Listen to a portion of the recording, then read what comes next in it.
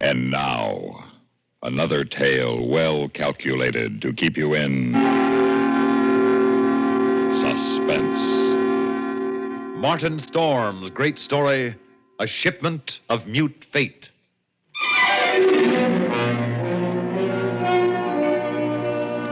I stopped on the wharf at La Guaira, and I looked up the gangplank toward the liner Chancay, standing there quietly at her moorings. The day was warm under a bright Venezuelan sun, and the harbor beyond the ship lay drowsy and silent. But all at once, in the midst of those peaceful surroundings, a cold chill gripped me, and I shivered with sudden dread of the thing I was about to do. But too much had happened to turn back now. I'd gone too far to stop. I set the box down on the edge of the wharf, placed it carefully so as to be in plain sight and within gunshot of the captain's bridge. Then I turned and started up the gangplank. I knew what I was going to do, but I couldn't forget that a certain pair of beady eyes were watching every move I made. Eyes that never blinked and never closed, just watched and waited. And Oh, excuse me, sir. I didn't see... Well, it's Mr. Warner. Well, hello, Mother Willis, and how's the best-looking stewardess on the Seven Seas? Well, I'm fine, Mr. Warner. It's nice seeing you again. Wait a minute. That's a fine greeting after 2 months. Well, I have a great deal to do aboard. I don't believe a word of it. Sailing day's tomorrow. You're simply avoiding me, that's all. Oh, no, really, I'm not. And on the trip down from New York, you said I was your favorite passenger, remember? And so you were. Now, if you'll excuse me. Here, wait a minute. What are you carrying there? Apron? Oh, nothing, just supplies. Supplies? Let's have a look. No, please. Well, come on. Hey, it's a cat. It's Clara, Mr. Warner. Mr. Bowman said I had to leave her ashore. I just couldn't. And who's Mr. Bowman? The new chief steward. He's fussy. Clara's been aboard with me for 2 years. I just can't leave her here in a foreign country, especially with her condition so delicate and all. Oh, yes. I see. Well, I hope you get away with it. You won't tell anyone? Not a soul. As a matter of fact, if things don't work out right, we may both end up smuggling.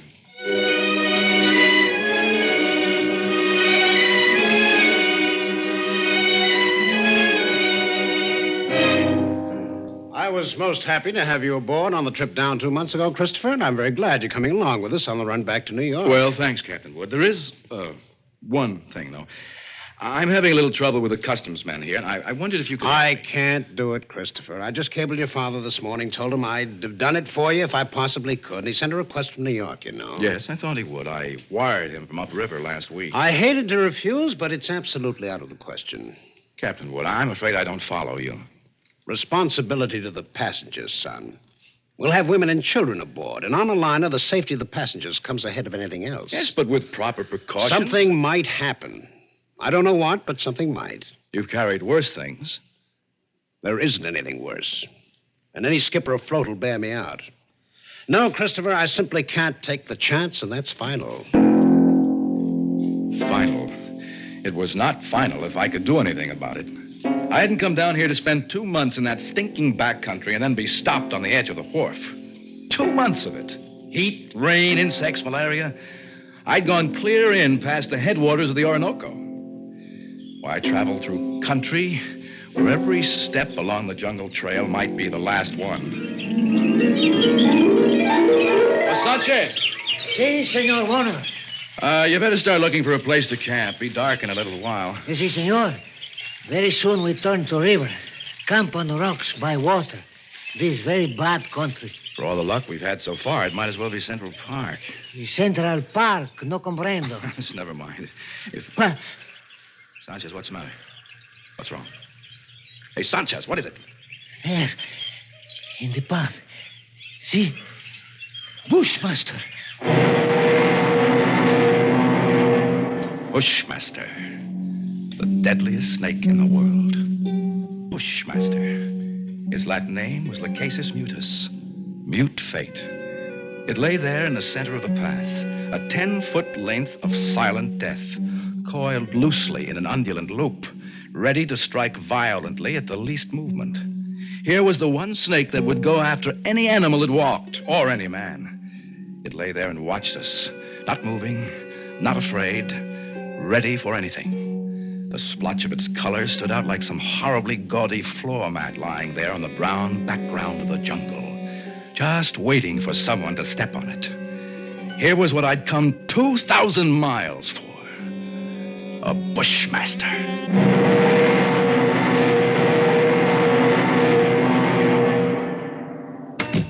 Good morning, Captain Wood. The man at the hotel said you wanted to see me? That's right, Christopher. Sit down. Thank you. Seems you weren't willing to let matters stand the way we left them yesterday. Oh. Well, look, Captain, I'm sorry to go over your head, but I just had to. The museum sent me all the way down here for it. I'm not going to be stopped by red tape. Why, this will be the only live bushmaster ever brought to the United States. If I had my way... Well, orders are orders. I got a cable from the head office this morning. All right, suppose we talk about precautions. I'll handle it any way you say. It's got to have a stronger box. That crate's too flimsy. Well, it's stronger than it looks, and that wire screen on top would hold the Wildcat. But anyway, I bought a heavy sea chest this morning, and we'll put the crate inside of that, Well, that sounds all right. You got a lock on it? Heavy padlock. It's fixed so the lid can be propped open a crack without unlocking it. Snake's got to have some air. But in dirty weather, that lid stays shut. I'll take no chances. All right, Captain. We'll keep the thing in my cabin. Can't have it in the baggage room. And nobody on board's to know about it. Whatever you say, Captain, but we won't have any trouble. After all, it's only a snake. It doesn't have any magical powers. I saw a bushmaster in the zoo at Caracas once. Had it in a glass cage with double walls. It'd never move, just lay there, look at you as long as you were in sight. Gave a man the creeps. I didn't know they had a bushmaster at the Caracas Zoo. They don't now. They found the glass broken one morning and the snake gone. The night watchman was dead. They never found out what happened. Oh. Well, the watchman must have broken the glass by accident. The way they figured it, the glass was broken from the inside. We sail in 4 hours.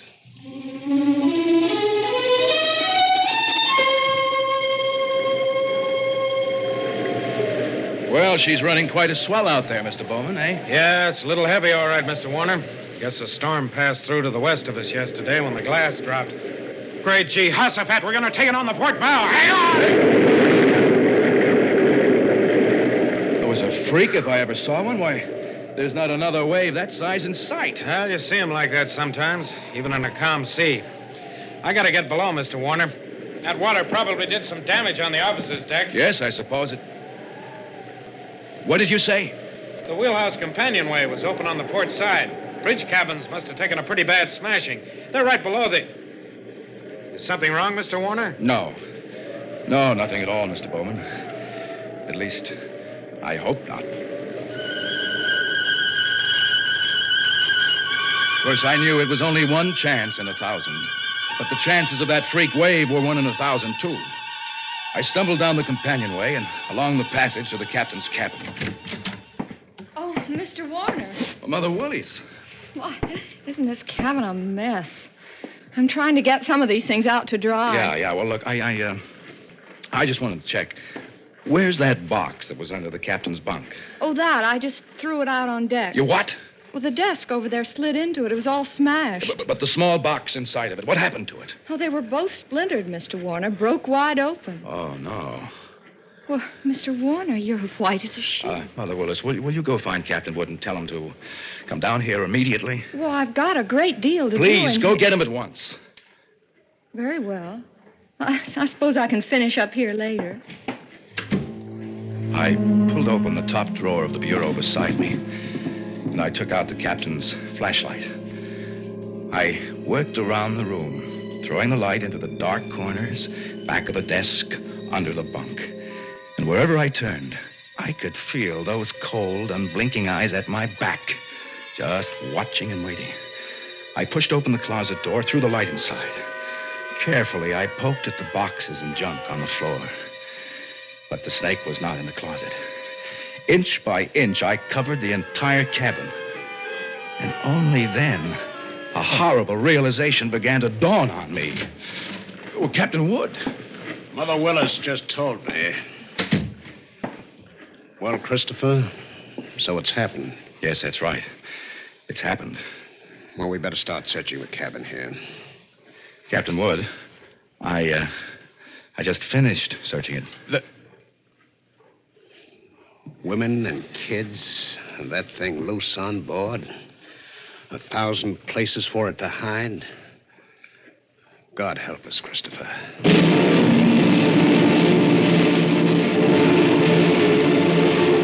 There's no use starting to blame anybody now, gentlemen. I didn't call you in here to pass judgment. The thing's done, and that's that. All right there, Captain. What we have got to do is make up our minds how we're going to handle it. It'd be easier if we didn't have to tell the passengers and crew. I've seen panics aboard liners before. Yes, I agree with you, Mr. Bowman, but I don't quite see how we can avoid it. Well, they got a right to know. As long as that snake's loose, everybody on board's in the same danger, and they all ought to know about it. Captain Wood, now that thing is 12 feet long. It can't simply crawl into a crack. Why don't we make a quick search of the whole ship before we spread any alarm? Yes, I've thought of that, Christopher. Well, as far as I can see, the only place it couldn't be is in the boilers or on the top of the galley stove. It might have crawled overboard. Oh, we can't count on that. We've got to assume it's on the ship somewhere. Yeah, and that could be anywhere. In a coil of rope or in a pile of clothes. Yes, or under some woman's berth or a baby's crib. All right. I think the best idea is to follow Mr. Warner's suggestion. Make a quick search first. You agree to that? Yeah, I guess. And then if we don't find it, we'll have to warn the passengers. We've got to find it. But not one of us could find that deadly shape. Coiled in some dark corner or outstretched along a window seat. Not one of us caught a glimpse of that horrid head with its beady, black, watchful eyes. That thing lay waiting out there, somewhere along the decks, shaded in the gathering dusk. But where? We didn't know. The slow nightmare that followed grew worse by the hour. The second night passed, and morning came around. A gray and rainy day that dragged past. And then night came down again. Third night of the terror. Again, every light burned, and the whole ship seethed in the throes of incipient revolt. Faced by a horror they'd never met on the sea before, crew and officers alike were on the verge of panic. Passengers sat huddled in a trance-like stupor, ready to scream at the slightest unknown sound. At 7 bells, I made my way forward to the chart room and found Captain Wood bent over a desk. Oh, hello, Christopher. Come on in, sit down. Oh, Captain, it's got to be somewhere. It's got to be. I don't know. You could search this ship for 6 months and never cover all the places aboard. We can only hold out for 2 more days, we'll be in. What does your home office say? Here's the latest wireless from them. Keep quiet and keep coming. What else can we do? Want a cigarette? Oh, yeah, thanks. How's it below? No, it's pretty bad. Anything could happen. Yeah. That's why I took the guns away from the men. One pistol shot, we'd have a riot on our The whole hands. thing's my fault, Captain Wood. That's what I can't forget. Well, take it easy, lad. If there was only some way I could pay for it myself No, alone. no, I know how you feel, but it's no more your fault than mine or the man who asked you to bring that snake back alive. Nobody planned this. Well, go to the galley, get yourself some coffee, then you better try to get a little sleep.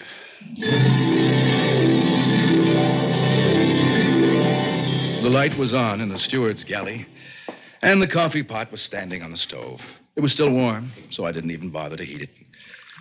I poured out a cup, carried it over, and set it on the porcelain tabletop in the center of the room.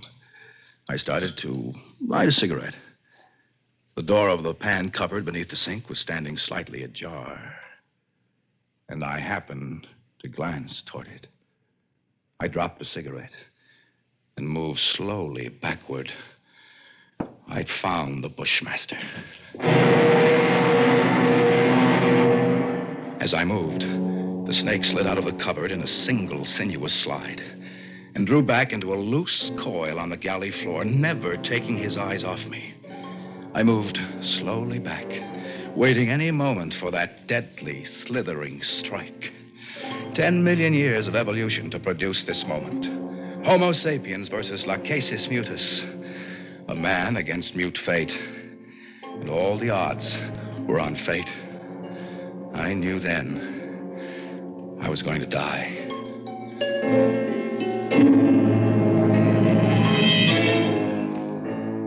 I could feel the sweat run down between the wall and the palms of my hands pressing against it. My skin crawled and twitched, and the pit of my stomach was as cold as ice. There was no sound but the rush of blood in my ears. The snake shifted again, drawing into a tighter coil, always tighter. Why the devil didn't he get it over with? Then, for an instant, his head veered away. Something moved over by the stove. I didn't dare turn to look at it. Slowly, it moved into my line of vision. It was a cat. That scrawny cat that Mother Willis had sneaked aboard in La Guaira.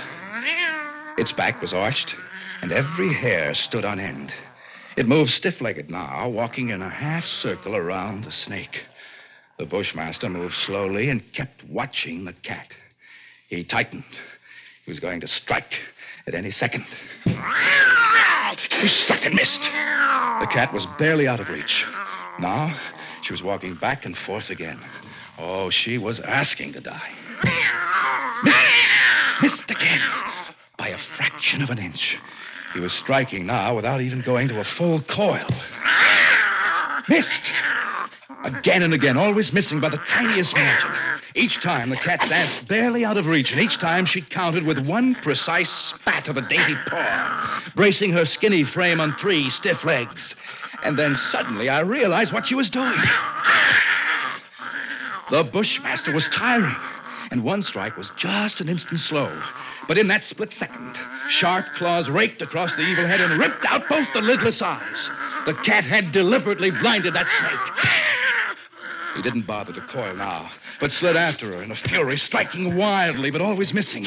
And every strike was a little slower than the last one until finally... As the snake's neck stretched out at the end of a strike, the cat made one leap and sank her razor-sharp teeth just back of the ugly head.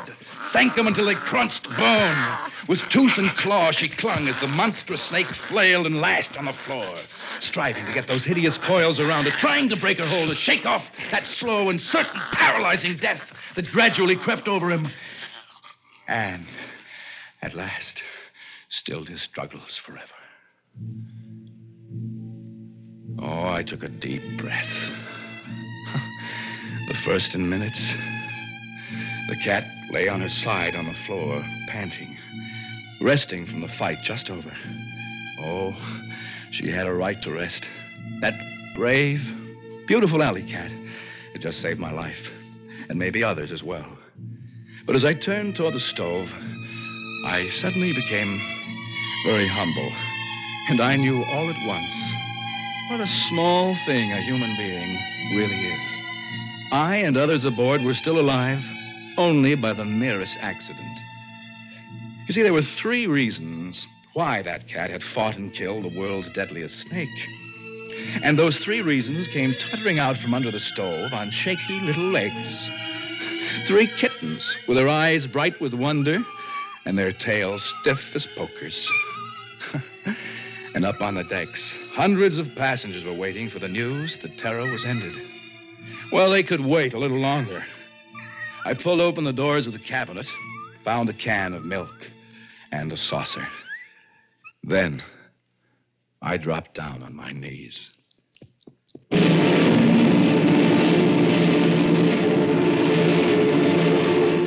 Suspense.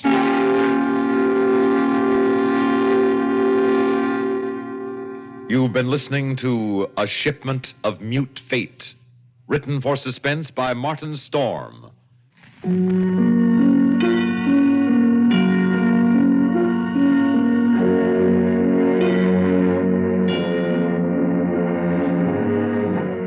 Heard in tonight's story were Bernard Grant as Chris and Inga Swenson as Mother Willis. Others included in the cast were Ralph Bell, Bob Dryden, Frank Thomas Jr., and Frank Milano.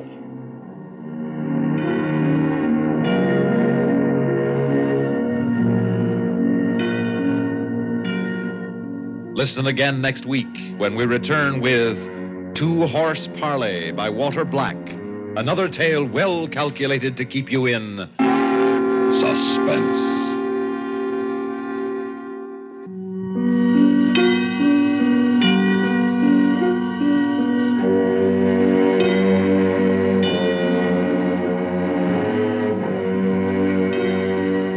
Get the complete news first on the CBS Radio Network.